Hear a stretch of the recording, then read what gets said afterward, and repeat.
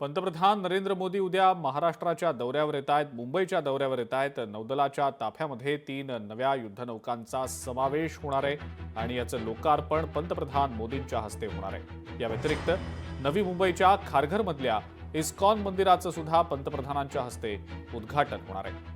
INS Surat, INS Nilgiri या नौदलाच्या युद्धनौकांचं तर INS वाघशीर या पाणबुडीचं पंतप्रधान मोदींच्या हस्ते लोकार्पण केलं जाईल.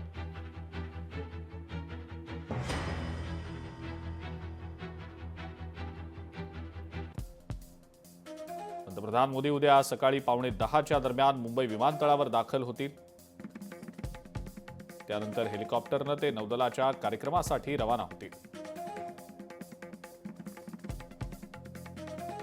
टायगर गेट नेव्हल डॉक इथं या कार्यक्रमासाठी पंतप्रधान मोदी उपस्थित राहतील. त्यानंतर नेव्हीच्या आंग्रे सभागृहात महायुतीच्या आमदारांसोबत ते संवाद साधणार असल्याचं समजतंय. दुपारी 3 वाजता नवी मुंबईतल्या कार्यक्रमासाठी ते रवाना होतील आणि त्यानंतर संध्याकाळी 5 वाजता नवी मुंबईवरून मुंबई विमानतळाकडे ते जातील. नौदलाचं सामर्थ्य वाढणार आहे कारण INS Surat, INS Nilgiri, INS Vaghsheer या नौदलामध्ये समाविष्ट करून घेतल्या जाणार आहेत. INS सुरतची वैशिष्ट्ये आपण सध्या पाहतो आहोत. जगातील सर्वात मोठं आणि सर्वात अत्याधुनिक हे डिस्ट्रॉयर आहे. P-15B गाइडेड मिसाईल डिस्ट्रॉयर प्रकल्पातील हे चौथं आणि शेवटचं जहाज आहे. INS सुरतमध्ये 75% स्वदेशी तंत्रज्ञान आहे. अत्याधुनिक सेन्सर पॅकेजेस आणि नेटवर्क केंद्रित क्षमतांनी सुसज्ज अशी ही युद्धनौका आहे. तर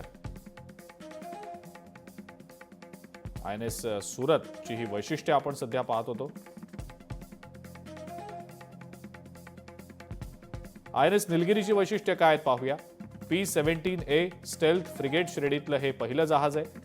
नौदलाच्या डिझाईन कौशल्याचा हा अत्यंत जबरदस्त मोठा पुरावा आहे. प्रगत स्टेल्थ तंत्रज्ञान आणि दीर्घकाळ सर्व्हायव्हल क्षमता आहे. त्यानंतर INS वाघशीर जी एक पाणबुडी आहे.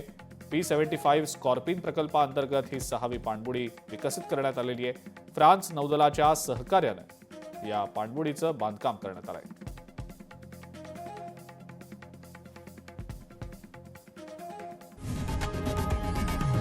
लोकशाही मराठी ऐका, पहा, जागरूक रहा.